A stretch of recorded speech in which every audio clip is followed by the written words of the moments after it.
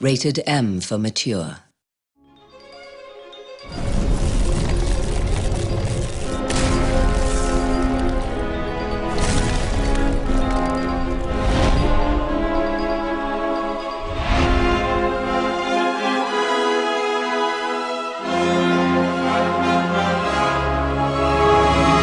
So with Reckoning, what I wanted to do was really bring the hardcore action moment-to-moment button presses and choices that players have with an action game or a fighting game into the RPG stance. So you're not looking so much at DPS and like math over time, you're looking at which attacks I'm using over time and how to defend it properly and where I am in relation to each enemy. That's the thing we play RPGs. You do the RPG element, but you're like, oh man, I gotta go fight this in this dungeon. This is gonna be boring. You got the like slow, and that's my combat. You're not looking forward to fighting, but you're looking forward to the story because it's so interesting. We really wanted to bring the RPG gamer a little bit more to the action side. If we had cool hardcore stuff for the hardcore action gamer to like get into and understand, that's cool, but we really wanted to be bringing all that fun to the RPG gamers.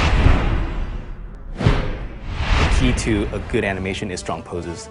I feel like if you look at our combat, and hopefully when you freeze a frame, if you did, that you have a strong pose there. And like it's dynamic, and you can tell exactly where the swing is coming from, how heavy the weapon is, and basically how powerful the player really is. Wanted to be like badass, strong, raw power, no soft type of thing, no whimsical thing. It's all just hitting hard, mess you up, clear the room type of action. We tailored our poses and our animation to the control. Like we really try to push that as far as we possibly can. Everything about every button press is that there's pregnant action to it. Todd McFarlane really speaks well to it. Young and his team are really all about seeing each pose being strong, and then my job is to make it feel like I did that with that button press. It wasn't anybody else, that was me. So there's only one way to do an action RPG in the style that we're doing, and that's to sit the animators and designers side by side.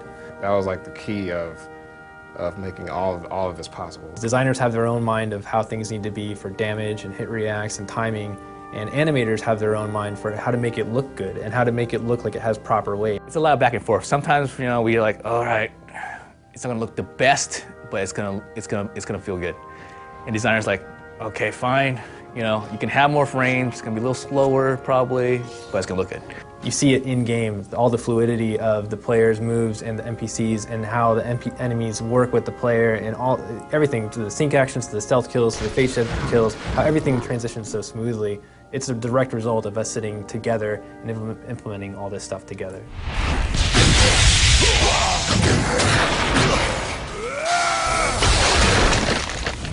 I'm a big believer in telling the animators, get off your seat, act it out, because you gotta really feel it inside before you can kind of like put it on the screen, Just go crazy.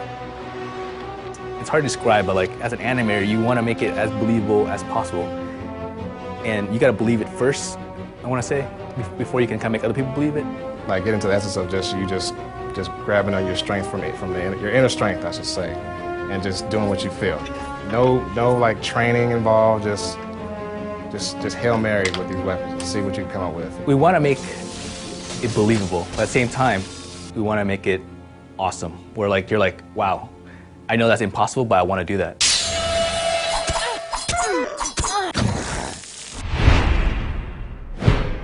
So in Reckoning, what we've done is we've built a combo system that lets the player sort of build out the combos in a way they see fit, but it's built to be balanced also as a sense of risk and reward.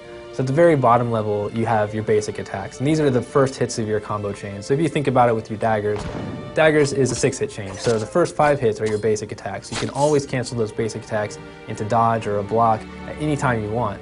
You can also cancel up to the higher levels to the magic attacks. The next level is your special attacks. These are the last hits of a chain, or maybe unlocked special, like you might have a attack out of dodge or attack out of block. What these are going to do, they're going to apply status effects. They're going to do a lot more damage, but you're not able to cancel into defense like with the block or dodge out of them. But you can always cancel up one level into your magic abilities.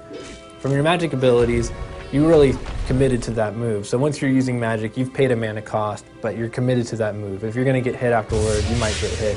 And it's going to take a while before you can block, cancel, or dodge cancel, or even attack again out of it. So what we've done is built that system where you start with the low and you can kind of always move up the chain. And now you can start working in things like launching attacks, and then you can start building combos out of it.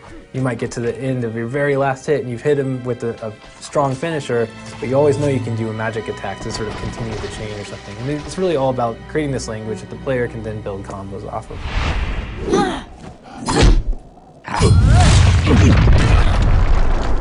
When a new player comes to our game, I really do want them to see that it's an RPG. It's got all these action elements, and we've given them all these choices to sort of shape the way that they play their character and equip their character's gear and the abilities that they use.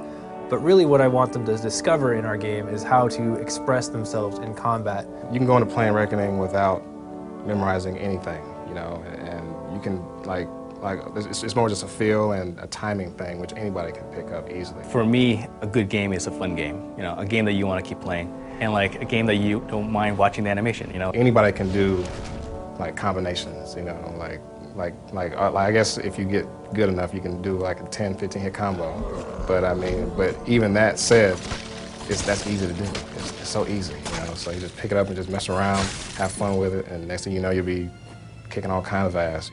In any other game, they're always going to have the standard 4 attacks that they use, and that's what makes them a warrior. But in our game, I feel there's so many variations on how you can actually play that out as a warrior, whether you're using dodge or teleport or blocks or parry, or which combinations of weapons that you're actually using and magic abilities, that it really does become sort of an expression of you.